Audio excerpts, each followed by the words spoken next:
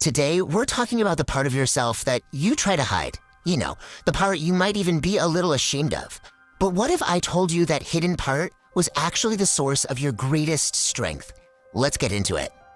I mean, a thought that was so twisted, so mean, that for just a second you actually shocked yourself. Yeah, we've all been there. It's a totally universal human thing, even if we pretend it's not. You know, maybe you're driving, just cruising along, hands on the wheel, and for a split second, your brain just goes, what if? It vanishes as quickly as it appears, but that little chill, it stays with you. Or how about this one?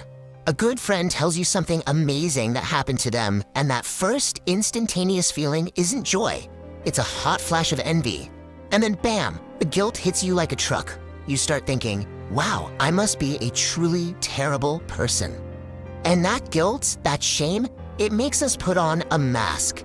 We try so hard to be the nice guy or the good girl to cover up who we're afraid we might really be. But here's the thing. You aren't just one person. You're actually two. There's the you that everyone gets to see, and then there's this other self. The legendary psychologist Carl Jung actually had a name for this stranger. He called it the shadow.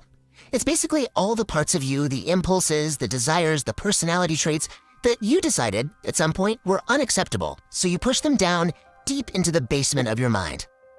So where did the split even come from? I mean, how did we end up so divided inside our own heads? Well, like a lot of things, it all starts way back when we were kids. Think about it. When we were born, we were totally whole. We were messy, we were loud, we were greedy, we were gloriously, completely human.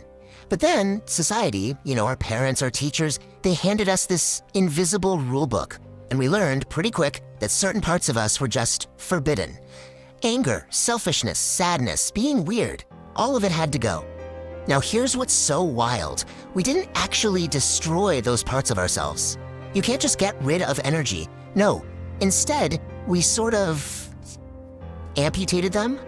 We shoved them all into this dark, heavy bag. A bag we've been dragging behind us our entire lives. And man, is that exhausting. That constant effort of hiding who you really are, that's what's making you so tired.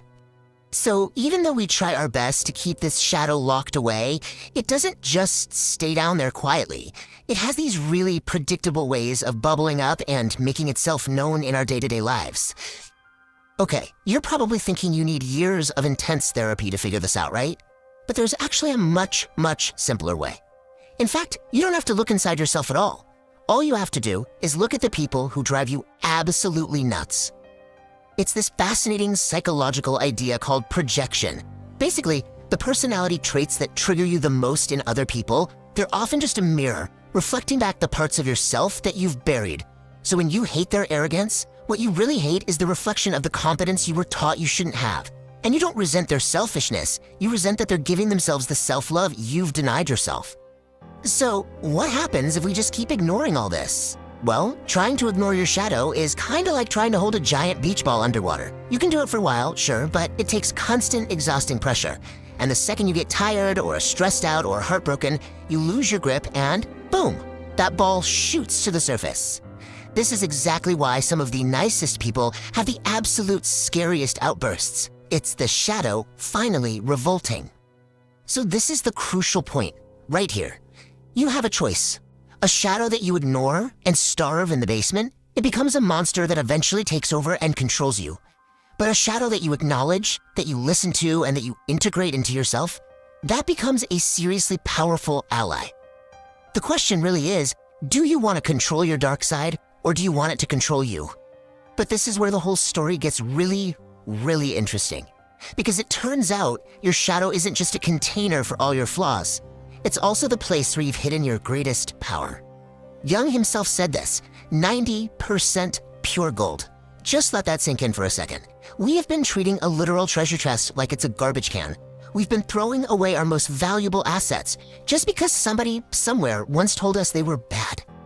Okay, let's make this super concrete. For example, when you were taught to repress your anger, you probably also threw out your ability to set firm boundaries and say no. When you repressed being selfish, you might have lost the ability to practice essential self-care without feeling guilty. And when you repressed your weirdness, well, that's where you buried your most unique, unfiltered creativity. That's the gold we're talking about.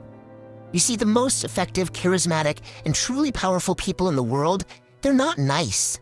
They're whole. They're integrated. They have full access to their aggression, but they control it. They aren't harmless. They are, in fact, dangerous. But they are disciplined. And that is infinitely more powerful than just being pleasant. Okay, so we get the what and the why. But what about the how? How do we actually do this? How do we start reclaiming all that hidden power? Well, this is the beginning of a practice called shadow work. Here are two really simple but incredibly powerful first steps.